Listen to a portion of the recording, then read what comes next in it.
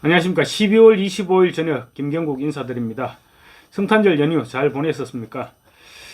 이재명 대표의 민주당 사당화 시나리오가 갈수록 노골적으로 진행되고 있습니다. 언제 또 터지나 했는데 생각보다 빨리 불거지고 있습니다. 민주당 공천 이야기 좀 해볼까 합니다. 역시 초록은 동색이었습니다. 친명과 비명계 인사에 대해서 민주당 지도부의 공천 심사 기준이 확연하게 다른 것으로 드러나고 있습니다. 그런가 하면 호남에는 벌써 친명 인사 리스트가 나돌고 있습니다. 민주당의 공천 갈등 점차 임계점으로 향해서 치닫고 있는 것 같습니다.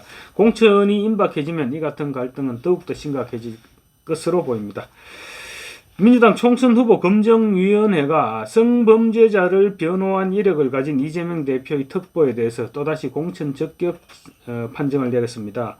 폭행치사 혐의로 실형을 선고받고 복역했던 정의찬 특보가 적격 판정을 받았었죠. 적격 판정을 받으니 언론에서 이럴 수 있느냐, 민주당 공천 전체에 대해 문제가 불똥이 튈 것 같으니까 서둘러 민주당에서 번복을 하기는 했습니다. 어쨌든 간에 정의찬 특보의 적격 판정에 이어서 이재명 대표 측근들에 대한 봐주기 심사가 계속 이어지고 있는 것 같습니다.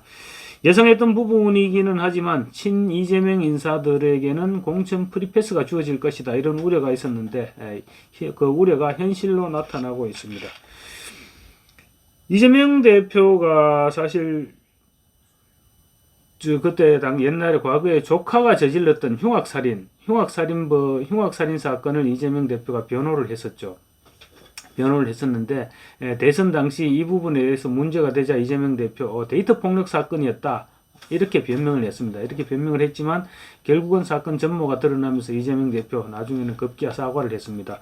그런 변호 경력을 가진 이재명 대표이다 보니 마약과 성매매 범죄자를 변호한 변호사 정도야 가볍게 생각했을지도 모르겠습니다. 이재명 대표 주변의 특보들은 어떻게 이렇게 한결같이 흥결투성인지 모르겠습니다. 폭행치사에 성폭력에 이번에는 또 파렴치범을 변호한 변호인의 이재명 대표의 도덕적 수준에서 보면 큰 결격 사유가 아니었을지도 모르겠네요. 이번 주인공은 이건태 변호사입니다. 이건태 변호사인데 이건태 특보죠. 이건태 특보는 2016년 국민의당 후보로 광주 서구갑 출마를 선언하면서 정치에 입문했습니다. 그런데 알고 보니까 최근 6년 동안 청소년 강제추행 가해자, 성매매 알선업자, 불법 촬영 가해자, 이런 파렴치범들을 반복해서 변호한 것이 드러났습니다. 변호사가 범죄자들을 변호할 수 있죠, 직업 특성상. 그렇지만 만약에 돈 때문에 사회적으로 지탄받는 흉악범이나 아니면 파렴치범 이런 사람들을 변호했다면 공직이나 선출직 공직에 나서겠다, 이런 생각은 버려야 되지 않습니까?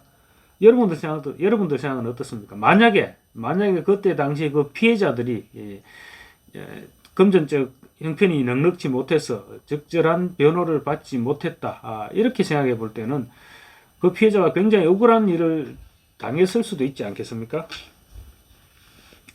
지난 8월 수원지법 판결문에 따르면 이 특보가 변호했던 변호인은 자신의 사업장에서 아르바이트하던 미성년자를 지하주차장으로 데려가서 속옷을 덜치고 더듬고 이런 강제추행한 혐의로 재판을 받았습니다. 징역 1년을 선고받았다고 합니다. 또 2019년 11월 달에 이 특보가 변호한 또 다른 피고인은 주점을 운영하면서 2018년부터 2019년까지 약 52차례에 걸쳐서 성매매를 알선했던 피의자입니다. 이 사람도 벌금 1,000만 원 받았다고 하네요. 또 사업체 사장이나 주점 대표 이런 사람들 같은 경우는 경제적으로 꽤 여유가 있겠죠. 이런 사람들의 파렴치한 범죄를 변호했다면 금전적으로 상당한 보수를 받았지 않겠느냐, 이렇게 생각됩니다.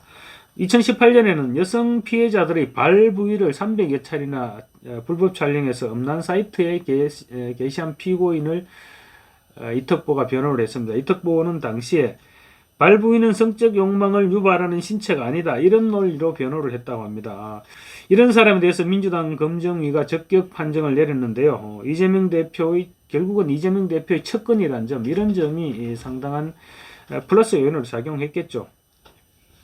반면 비이재명계 인사로 꼽히는 김윤식 전 시흥시장, 이 사람은 시흥을에 출마 예정인데 시흥을에는 지금 조정식 사무총장이 현역 의원입니다.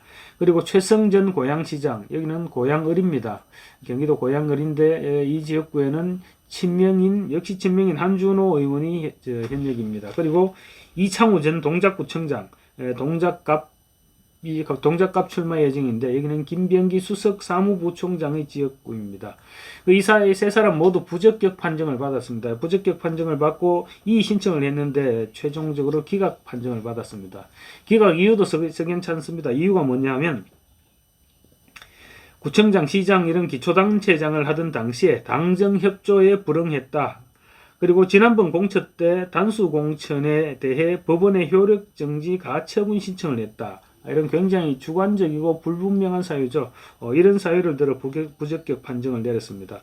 사실 전직 기초단체장들 같은 경우는 지역에 일정한 조직이 있죠. 조직이 있고 나름대로 경쟁력이 있는 사람입니다. 이런 사람들이 경쟁자로 공천 신청을 하면 현역 의원들이 굉장히 긴장을 할 수밖에 없습니다.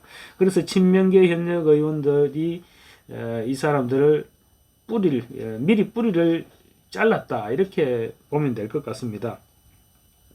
이 사람들의 공통점은 한결같이 친명계 핵심 현역 의원들의 지역구에 도전했다는 것, 눈치도 없이 그런 내용입니다. 그래서 금정위가 친명계와 비명계의 다른 잣대를 들이대고 있다, 이런 비난을 지금 자초하고 있습니다. 친명계 후보들에 대해서는 지나치게 관대한 잣대를 들이대고 비명계에서는 또 너무 엄격한 잣대를 들이댄다, 이런 지적이죠. 그래서 어제 김부겸, 정세균 두 전직 총리가 어제 조찬 회동을 하면서 이재명 대표에게 이런 부분도 지적을 했습니다.